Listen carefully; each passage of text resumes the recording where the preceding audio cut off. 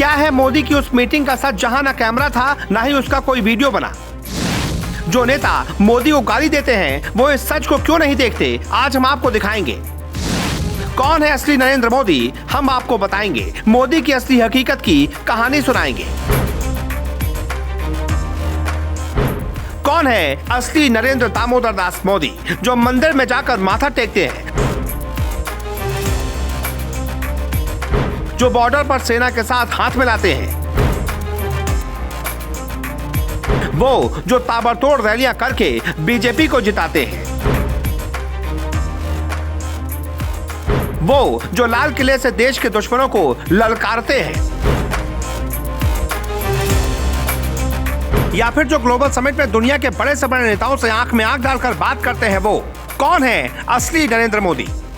ये सवाल इसलिए भी बड़ा हो जाता है क्योंकि हर राज्य का हर बड़ा नेता मोदी को लेकर अलग अलग तरह की बातें करता है। नीतीश कुमार कुछ और बोलते हैं, राहुल गांधी मोदी की परिभाषा कुछ और बताते हैं, यूपी में अखिलेश नरेंद्र मोदी के बारे में कुछ अलग सोचते हैं। तो ममता बनर्जी के दिल में मोदी के लिए क्या है वो कई बार सुना जा चुका है। खड़गे, केजरीवाल, महबूबा मुफ्ती, फारूक अब्दुल्ला, केसीआर से लेकर के चंद्रशेखर जैसे कई नेताओं ने मोदी को लेकर अलग अलग तरह की व्याख्या की हुई है। लेकिन पीएम मोदी की अपनी पार्टी बीजेपी और उसके नेता मोदी की परिभाषा कुछ और देते हैं।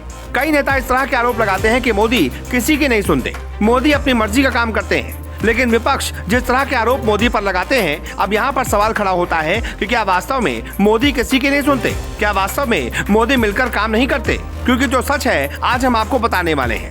आज मोदी के असली चेहरे से हम आपको मिलवाने वाले हैं। हम आपको पूरी खबर बताएंगे। उसके पहले दुनिया की सबसे बड़ी सॉफ्टवेयर कंपनी के सबसे बड़े ऑफिसर सत्या नडेला के विचार सुन लीजिए।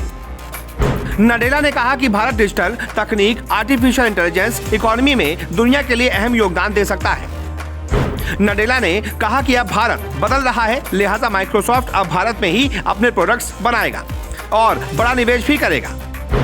तो चलिए अब आपको वो हकीकत बताते हैं। जब जब विपक्ष को मोदी पर सवाल उठाना भारी पड़ा, मंच हरियाणा का था, भारत जोड़ो यात्रा के दौरान खड़गे ने नौकरी का मुद्दा उठाया तो सामने बैठी जनता ने कहा कि हाँ, नौकरी मिली है। खड़गे का चेहरा उतर गया। खैर, खड़गे की बात छोड़ दीजिए, अब हम आपको मोदी के काम करने के तरीके की हकीकत बताते हैं। नई दिल्ली में राज्यों के चीफ सेक्रेटरी के साथ 72 घंटों तक मीटिंग। देश के सबसे पिछड़े जिलों पर पीएम मोदी का फोकस। सीमावर्ती क्षेत्रों में तेज तर्रार अफसरों की पोस्टिंग। टैक्स पूल में राज्यों की बेहतरी के लिए केंद्र से भी ज्यादा हिस्सा देना। जीएसटी काउंसिल में राज्यों को केंद्र के बराबर अधिकार। सरकारी योजनाओं के लिए प्रगति प्रोग्राम।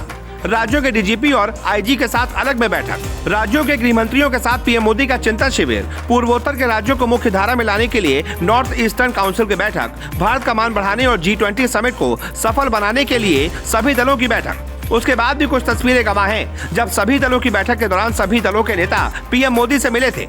ममता बनर्जी प्यार से बात करने लगती हैं, केजरीवाल हाथ जोड़े जोड़े घूमते हैं, खड़गे सीधे खड़े हो जाते हैं।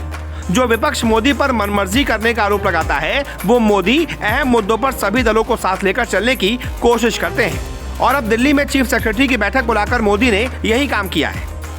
अब मोदी की और भी जानकारी आपको देते हैं।